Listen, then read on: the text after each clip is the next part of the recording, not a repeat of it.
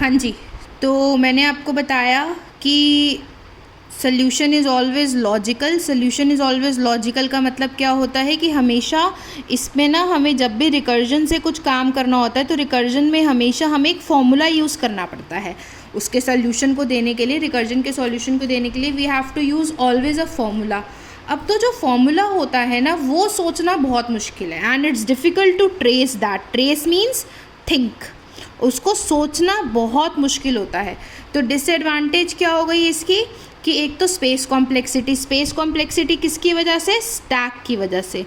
इसकी space complexity एक increase हो जाती है, स्पेस की रिक्वायरमेंट ज़्यादा हो जाती है। और दूसरी डिसएडवांटेज क्या है कि इसका सॉल्यूशन हमेशा लॉजिकल होता है, मतलब हमेशा इसमें हमें फॉर्मूले लगाने पड़ते हैं, मतलब हमें फॉर्मूला सोचना पड़ता है और वो फॉर्मूला सोचना ही बहुत बड़ी बात हो जाती है। और एडवांटेज में क्या हो गया, इसकी पहली एडवांटेज क्या है कि साइज़ ऑफ कोड रिड्यूस होता है और ये प्रॉब्लम को अपनी ही सेम प्रॉब्लम में डिवाइड करता है, तो रिप्लेस कॉम्प्लेक्स नेस्टिंग नोड। आप इसकी एडवांटेज और डिसएडवांटेज को रीड कर लीजिएगा, ठीक है। पर जो आपको मैंने ये कराया था ना, इसका डिफरेंस काफ़ी इम्पॉर्टेंट है, ये वाला डिफरेंस। और इसकी डेफिनेशन भी काफ़ी इम्पॉर्टेंट है। डेफिनेशन, डिफरेंस, एडवांटेज डिसएडवांटेज को रीड कर लीजिएगा, वो आप अपने आप बना के भी लिख सकते हैं। इसका एग्जाम्पल अगर हम देखें तो मान लीजिए मैंने एक फ़ंक्शन बनाया ए नाम का, ए फंक्शन को ही अपने अंदर कॉल कर लिया तो उसे रिकर्जन कहेंगे। एग्जाम्पल भी देना पड़ता है पेपर में, तो इस तरीके से आप ये एग्जाम्पल दे सकते हैं जो मैं आपको पहले भी बता चुकी हूँ। कुछ रिकर्जन के ऐसे पॉइंट्स हैं, ये ऐसे पॉइंट्स हैं रिकर्जन के जो मतलब पढ़ोगे तो भी ठीक है, नहीं पढ़ोगे तो भी ठीक है, ये एक्स्ट्रा नॉलेज है। इसमें क्या लिखा है कि जब भी फंक्शन अपने आप को कॉल करता है ना तो नई मेमोरी हमेशा क्रिएट होती है। मैंने आपको बताया कि नई मेमोरी हमेशा क्रिएट होती है, इसलिए इसकी मेमोरी की रिक्वायरमेंट ज़्यादा होती है, इसीलिए इसकी स्पेस कॉम्प्लेक्सिटी ज़्यादा होती है। ये किसकी एप्लीकेशन है? स्टैक डेटा स्ट्रक्चर की। स्टैक डेटा स्ट्रक्चर मैंने आपको बताया कि रिकर्जन में डेटा कहाँ पे सेव होता है? स्टैक में।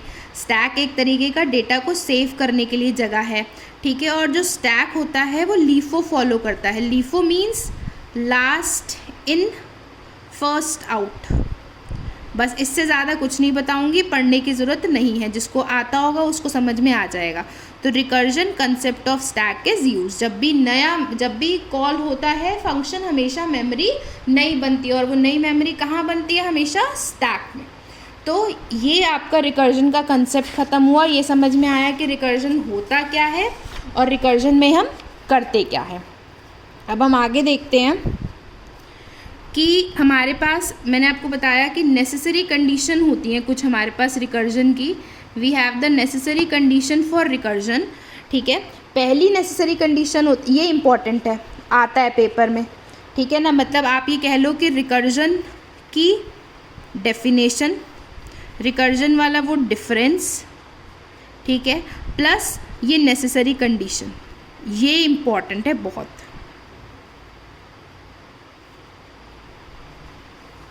ठीक, नेसेसरी कंडीशन क्या है रिकर्जन के लिए?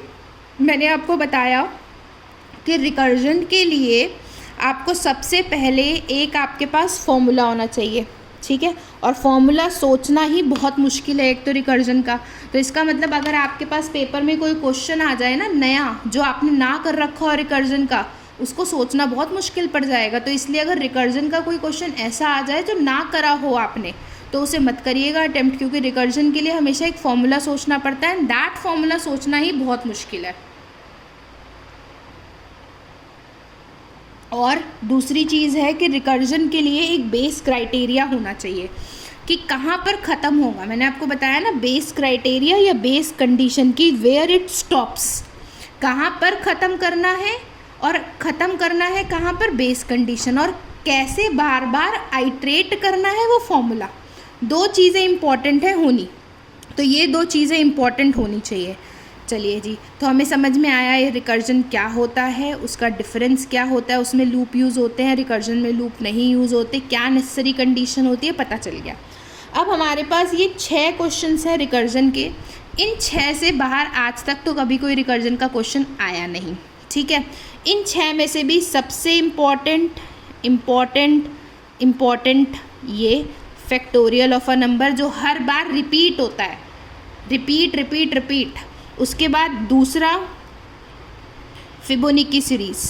तो इसका मतलब ये दो सबसे पहले ज़रूरी हैं करने, ये दो सबसे ज़रूरी हैं करने, इन्हीं दो में से ही ज़्यादातर रिपीट होते हैं। ये बचे हुए जो 4 है ना, ये आते नहीं हैं, ठीक है। फिर भी इसमें से मैं ये एक प्रोग्राम आपको कराऊंगी HCF ऑफ अ नंबर, क्योंकि कभी कभी HCF का प्रोग्राम आ जाता है, समटाइम्स इट कम, ठीक है जी। तो मेन इंपॉर्टेंट ये दो हैं, फैक्टोरियल और फिबोनाची। रिकर्जन में अगर आपको फैक्टोरियल और फिबोनाची आता है तो आपको कुछ और करने की ज़रूरत नहीं है। ये फैक्टोरियल और फिबोनाची कर लीजिएगा। जिनकी प्रोग्रामिंग थोड़ी सी वीक है वो यही दो प्रोग्राम करिएगा, इसके अलावा ये 4